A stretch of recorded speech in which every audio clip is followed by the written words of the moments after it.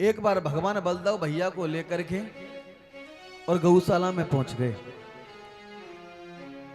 और गौशाला में पहुंच करके बलदेव भैया से भगवान कहते हैं कि भैया, बोले हाँ, तुम्हें पता है कि हम पे अगर कोई जादू टोना कर दे तो मैया जा गैया के गोबर से ही मारो जादू टोना उतारे है, तो क्या करें? बोले आज अब तक मैया उतारती है, आज हम इस गोबर को ही अपने शरीर से लेप लेते हैं। सो बलदेव भैया ने और भगवान श्री कृष्ण ने दोनों ने मिलकर के गाय के गोबर को अपने शरीर से लेप दिया। इतनी देर में, थोड़ी देर में मैया आ गई। मैया ने कही कि देखो हमारे बच्चा गोबर गणेश बन के बैठे हैं, बोलो राधे राधे।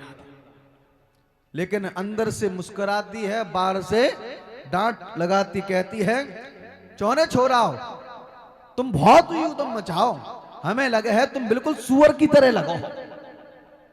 भगवान श्री कृष्ण ने बलदेव से कही देखो मैया ने पहचान लिया कि हम सूकर भी बने थे, बोलो राधे राधे। अब मैया तो वैसे ही कह रही है प्रश्न में कि सूकर बने थे, और भगवान श्री कृष्ण बलदेव से कहें देखो मैया की याददाश्त कितनी तेज है। हाँ, सुनी थी ना 12 भगवान की, भगवान के ने सबसे पहले बराही रूप धारण किया था। देखो मैया की याददाश्त, मैया ने हमें पहचान लिया। मैया ने उनको दोनों को फटकारा, डांट लगाई, फिर गंगा जल से स्नान कराया, शुद्ध जल से स्नान कराया, अच्छे वस्त्र पहनाए, आनंद के साथ रहने लगे।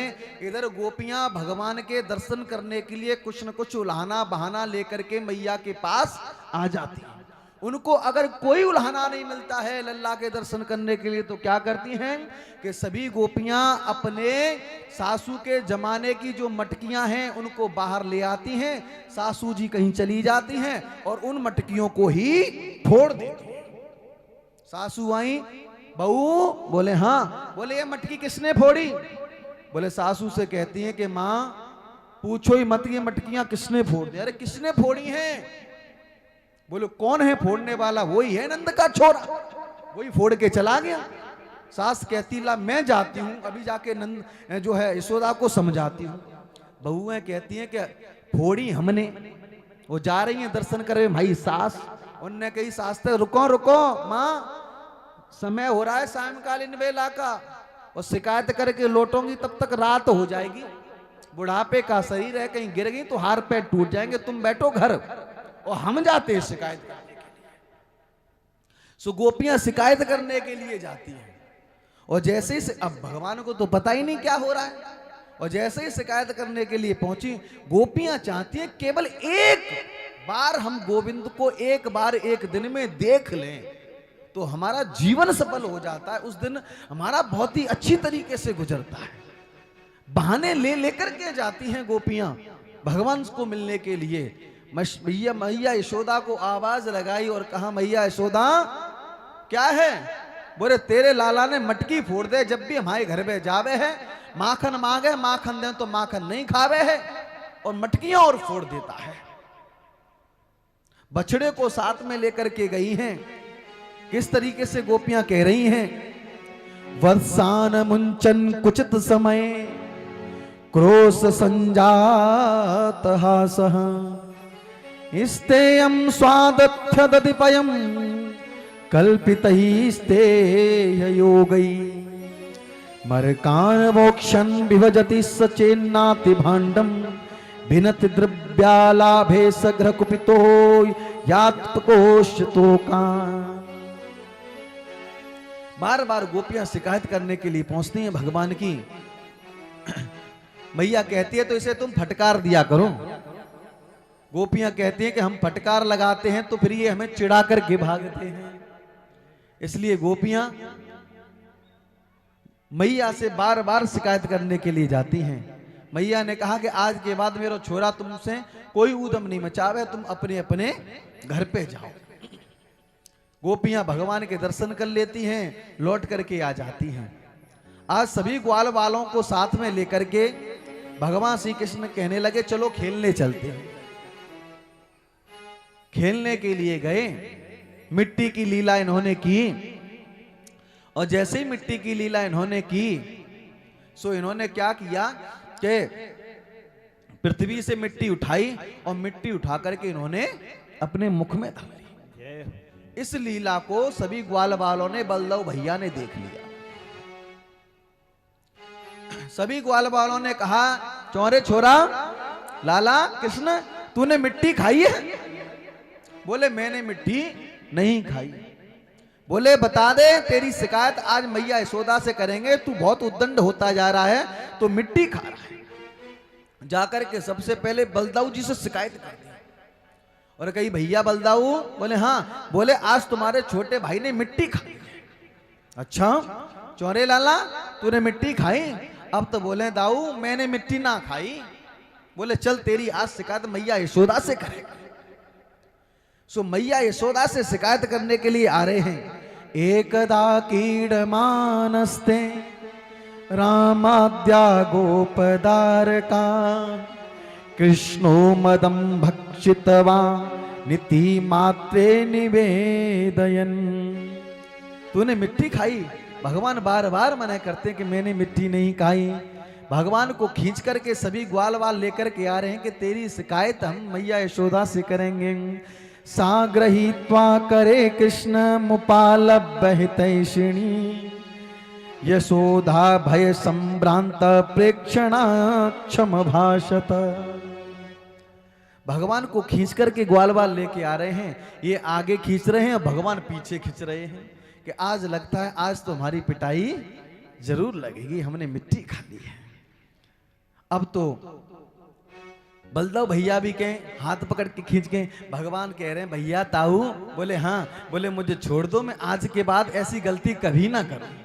बलदेव भैया ने कहा, प्यारे आज तुम चक्कर में फंसे हो, आज तो हम तुम्हारी शिकायत करके रहेंगे, चिंता ना करो, चलो। और जैसे ही थोड़ी दूर रह गया घर, सो बलदेव भैया से भगवान ने कही कि तुम छोड़ रहे हो, हाथ क्यों नहीं छोड़ते हो? बलदेव भैया ने कहा, इतनी ऐठ के तुम हमसे बात करोगे? हम नहीं छोड़ेंगे, अब तो शिकायत करेंगे। भगवान ने कही, तो चलो करो शिकायत हमारी, तुम हमारी शिकायत करोगे, हम तुम्हारी शिकायत करेंगे। बलदेव भैया ने कही कि तुम हमारी शिकायत किसकी करोगे? तुम हमारी मिट्टी की करोगे, हम तुम्हारी मैया से शिकायत। हमने तो मिट्टी खाई मैया, और दाऊ भैया तो भांग पीवे हैं, भांग। बोलो राधे राधे। सोई हाथ छोड़ दिया बलदेव ने कि इनकी पिटाई होगी बाद में, सबसे पहले पिटाई हो जाएगी हमारी। छोड़ दिया और सबसे पीछे चले गए। अब ग्वाल वालों से कहेगा, तुम्हें शिकायत करनी है तुम कहो, मैं नहीं करूंगा, मुझे मत बीच में लेना। बोले ठीक है, तुम पीछे हो जाओ, तुम्हारी तुम डरने लगे, हम चलते हैं। शिकायत जाकर के कहीं मैया यशोदा को आवाज लगाई। मैया यशोदा दौड़ी दौड़ी बाहर आई। कस्मान मद मदात्मान भवान भक्षितवान रहा वदंती तावका होते कुमारस्ते अग्रजो वयम। क्या बात है? बोले बात ये है कि तेरे लाला ने मिट्टी खाई है मैया, या छोटी सी अवस्था में। मैया ने डांट लगाई, चौले लल्ला तू बता, तूने मिट्टी खाई है? भगवान कहने लगे, मैया मैंने मिट्टी नहीं खाई। भगवान कहने लगे, मां नाहम भक्षितवानंभ सर्वे मिथ्या प्रशंसिना। मैया मैंने मिट्टी नहीं खाई। और ये ग्वाल वाले बोल रहे सो, बोले मैया सर्वे मिथ्या प्रशंसिना, ये सभी झूठ बोल रहे। तो मैया ने कहा कि तू ही हरिश्चंद्र है का जो सच बोल रहा है? बोले हाँ मैया मैं सत्य बोलता, मैंने मिट्टी नहीं खाई। और यदि सत्य ग्रही तरही समक्षम पश्चिमे मुखम, मैं सत्य कहता हूं। और मैया तुम्हें अगर अपने लाला पे भरोसा नहीं है तो प्रत्यक्ष को प्रमाण की आवश्यकता नहीं होती, मेरा मुख देख ले, अगर खाई हो तो मालूम पड़ जाएगी। समक्षम पश्चिमे मुखम, मेरे मुख में देख ले। बात तो लाला तूने ठीक कही। और वास्तव में भगवान ने मिट्टी नहीं खाई, भगवान ने तो ब्रज की रज को खाया है, मिट्टी को नहीं खाया। और एक बार कोई जाकर के ब्रज में, ध्यान से सुने, जीवन में एक बार भी अगर कोई ब्रज में चला जाता है और फिर कभी उसे जाने का मौका प्राप्त नहीं होता, कोई बात नहीं, तो उस ब्रज रज को प्रणाम करें, मुख से लगाए और अपने माथे पर लगाए और उस ब्रज रज को अपने घर पर ले आए और नित्य प्रति उसी ब्रज रज का तिलक अपने मस्तक पर करे, उसके यहां पर सुख शांति समृद्धि हमेशा बनी रहेगी। बोलो राधे।